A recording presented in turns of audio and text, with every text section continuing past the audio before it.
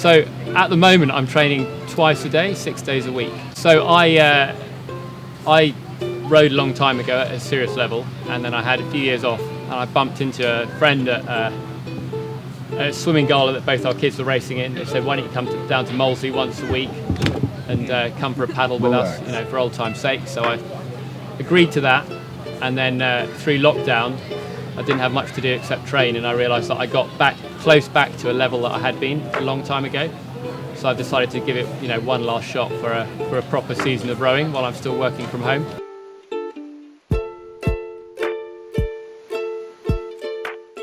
So I started rowing when I was 13, so that was since 1989, 34 years, 32 years. Yeah. I mean, you do kind of question yourself all the time, and that's true. That's true of life in general. Whatever job you might end up doing, or whatever rowing, sporting career that you end up doing, there are moments where you have doubts, and the trick is to kind of acknowledge that you're having those doubts, and then figure out what you can do to make yourself better at what you're trying to do, and just have that kind of mindset where you're continually improving, but kind of calm way, so that you're not stressed about trying to improve all the time, but you're just identifying where you can improve and working on that all the time. But it's it's very natural to have doubts about what you're doing.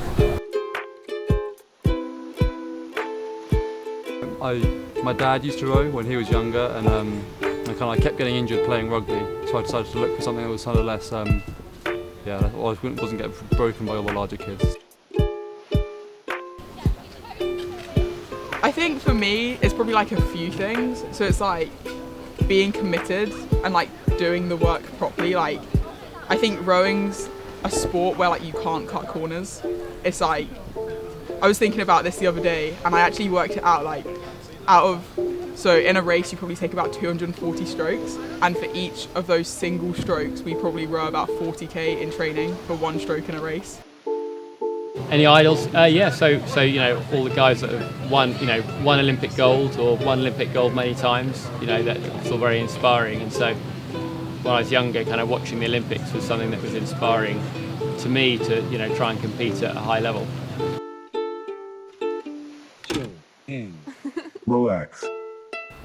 Yeah, I'd say if you want to do anything to a high level, it takes up time to do it, because you have to spend a lot of time doing it. So you have to take, it does make sacrifices. I wouldn't go out as much as I would have done if I hadn't rowed.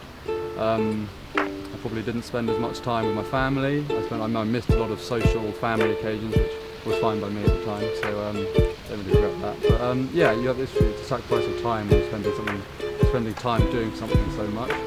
So yeah, I didn't spend as much time doing my homework or seeing my friends outside from school, but I was here and I was enjoying it, so I didn't mind at the time, and I'm quite glad that I made that choice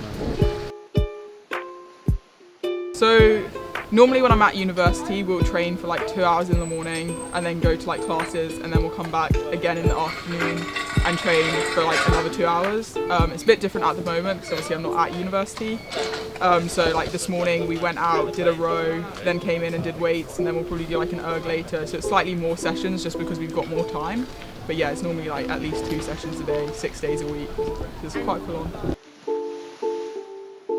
Your medal at the World Championships was the best result. Take us through the story about it. Yeah, so I went to university, and while I was at university I decided to have a go at national squad trials, and did a bit better than I expected.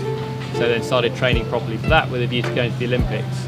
And then every year that you don't have an Olympics, you have a World Championships, and for some boat classes you have a World Championships in the Olympic year as well.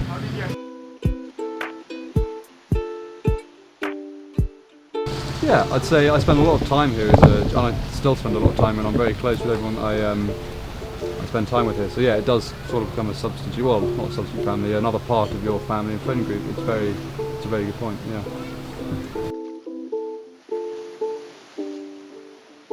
So the way it works is that you train in your clubs through the first half of the year. So the year really starts at about September. So you train in your clubs in small boats, so boats with just 1 or 2 of you in.